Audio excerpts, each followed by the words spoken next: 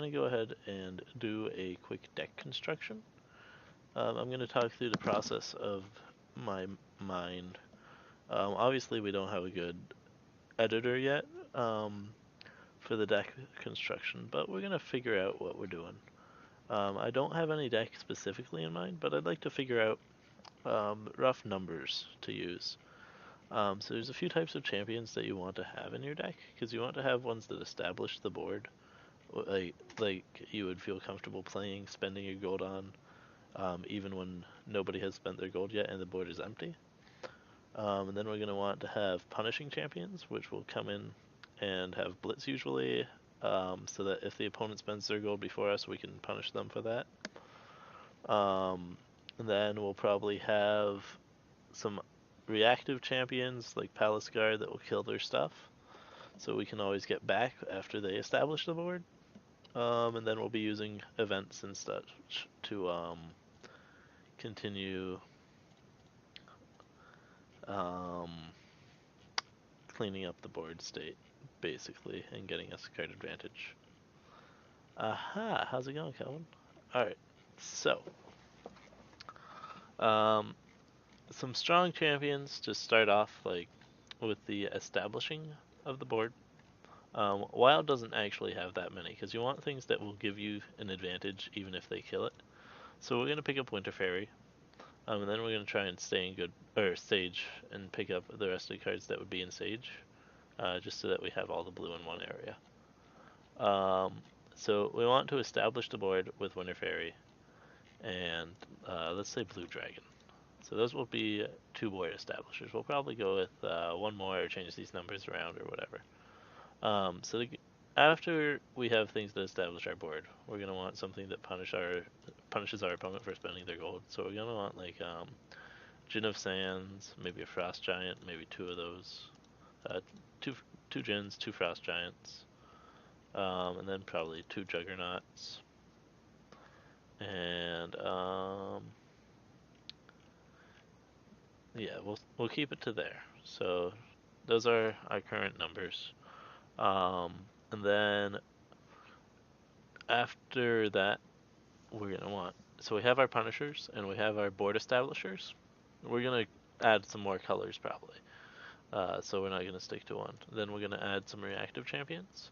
So Sea Titan actually comes in as both an establisher and a reestablisher, cleaning up the board. So he comes in and is great. Then we're gonna add some crystal golems. So they're an off-turn play that basically is a multi-purpose draw too. Um, Likewise with Thought Plucker. Alright, so how many do we have right now? We have 3, 6, 7, 8, 9, 10, 11, 12, 13, 14, 15, 16, 17, 18, 19, 20, 21. We'll go ahead and pick up. So those are all champions. So that's going to be kind of clunky, but we'll make it work. So then we're going to pick up some events. We're going to pick up probably not Wave, just because we want to get out of Sage, because we already have so many Sage cards. But so we have 21 cards here, so for every 1 cost, we need a 0 cost. For every 2 1 costs of a color. If we're at 21 cards, we're going to want to add one more card here. So we will add, we'll add a 1 of turn. So it's a Punisher that has some other effects, but it isn't as efficient as some other Punishers. So we're up at 22 Sage cards that cost 1 gold. So we're going to want 11 Sage cards that cost 0 gold. So cards that are really strong to have that cost 0. Amnesia. So Amnesia controls the opponent's discard pile while also replacing itself, so it doesn't actually cost you a card. It also offers to be a draw too. But you definitely want 3 of those in your deck. So we're up at 3, we need 11. So after Amnesia, we're going to keep on going. Let's see. Force Mage Apprentice, it kills Muse, it kills Thought Plucker, it hits face, it does whatever you need it to do. We'll go up to 6 zeros so far, we need 5 more. We're going to put in 2 Hasty Retreats, just punish our, or make our opponent's punishers less effective on us. So we're up at 8, we need 3 more zeros. So we could go with Keeper Secret or Muse or Spike Trap, all of which are completely fine 0 costs. We'll go ahead and put in 3 Muse because that card is fantastic. Although we could take out Muse and Thought Plucker and make our opponent's ways to kill them completely useless. So we're going to do that. We're going to spice things up for this deck. Which is probably just wrong, but we're still going to do that. And in their stead, we're going to put in 3 Spike Traps, which are fantastic, and 3 Ice Drakes, which will be punishing our opponent for establishing the board, basically, because it lets us go in and do some crazy stuff. I would like to run Amnesia in just about every single deck, in base set only, which is what this is. And even if I'm not in base set only, I definitely want to have a lot of ways to deal with my opponent's discard pile, which is what Amnesia provides.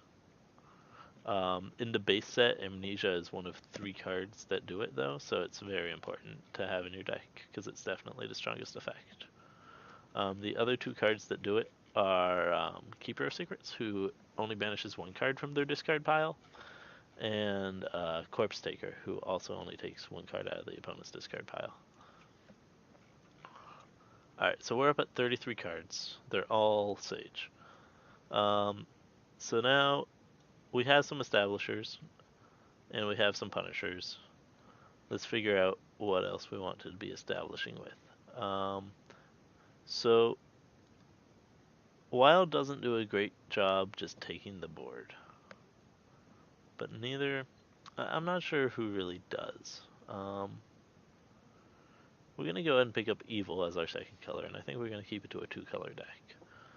So we're going to have a total of 27 Evil cards to work with. So that means, like, what? 9 zeros. Alright, so back to the drawing board for the same criteria. So we just wanted to get it color sorted. So first we're going to go with establishing champions. So Murderous Necromancer, I would happily play on an empty board. Succubus, I'm alright playing on an empty board. And it's also a Punisher. And those are probably the 2 that I'd play. Then from there, we're going to go ahead and, so we're at 6 Evil. We have a total of 12 board establishing cards, which is fine. So then we're going to want to move on to Punishers. Evil doesn't have that many 1-cost Punishers in the deck, in their colors.